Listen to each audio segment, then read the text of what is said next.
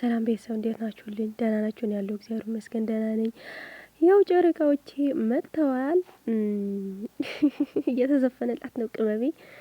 ያው እንደዚህ ሆነው ሲመጡ ራሳቸው በጣም ደስ የሚለኝ እኔ ማለት ነው። ሲጣሉ ራሱ ብቻቸው ከመጡ በቃ በጣም ደስ ይለኛልና ይሄ ጸጉር ግን ማለት ነው መቼ ነው የተሰራችሁ? ኧረ ቅመሜ ታይ፣ እኛ እኮ መቆጣጠር እንፈልጋለን። እናንተ እንዴ መቼ ነው ተሰራችሁ?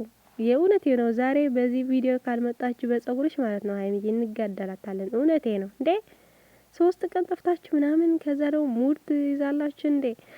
ብቻ ግን ዛሬ በፍቅር እንድትመጡ እንፈልጋለን። እውነቴ ነው። በቃ ሰዓቱን እየደረሰ ነው ማለት እንደዚህ ብላችሁ መምጣት አለባችሁ።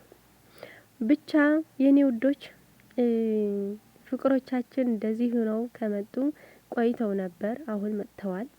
ደስ ይላል። በቃ እንደዚህ ነው እናንተ የሚያምርባችሁ እንዴ ከዚህ በኋላ ማለት ነው።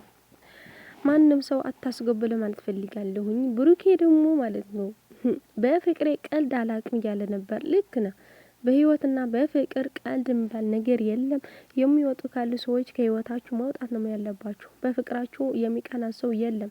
በእናንተ ባይቀና ነው የሚገርመኝ። ለማንኛው ግን እንደዚህ ሆነው ስለመጡ ደስ ብሎኛል። እኔ ግን የገረመኝ ውዶቼ አሸንዳ እየቀረበ ነው።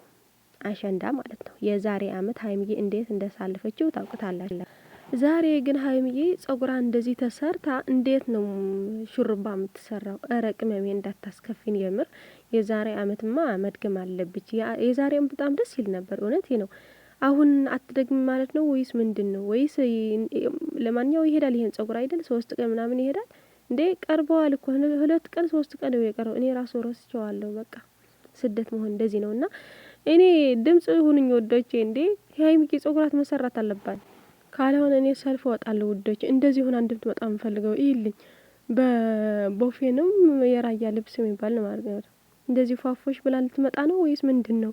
ኧረ ሀይሚ ተይ ሾርባ መስራት አለበሽ። የምር የዛሬን በጣም ደስ ይል ነበር። አሁንም መስራት አለብሽ ሀይሚዬ። የኔ ቅመም እንዴ እንዳታሳፍሪኝ። እውነቴ ነው።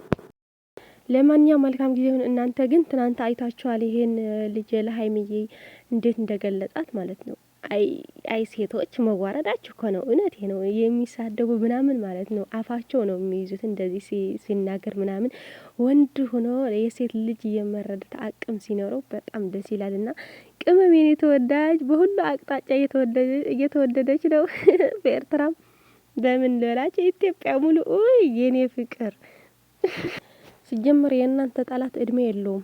ቶሎ ብለው የሚሞተው ያው ግን መሞት የለባቸው። የእናንተ እድገትና የእናንተ ከፍታ ማየት አለባቸው።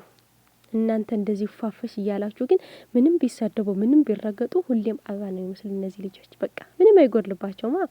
በሰው ህይወታቸው ምናምን በሰው እጅ ሳይሆን በእግዚአብሔር እጅ ስለሆነ የሁላችን ማለት ነው። እውነት እንኳን ሰው ፈራጅ አልሆነ። አቤት ፈጣሪ ሆይ ተመስገን። እንኳን እጅ አንተ ሆነን ሁላችን ማለት ነው።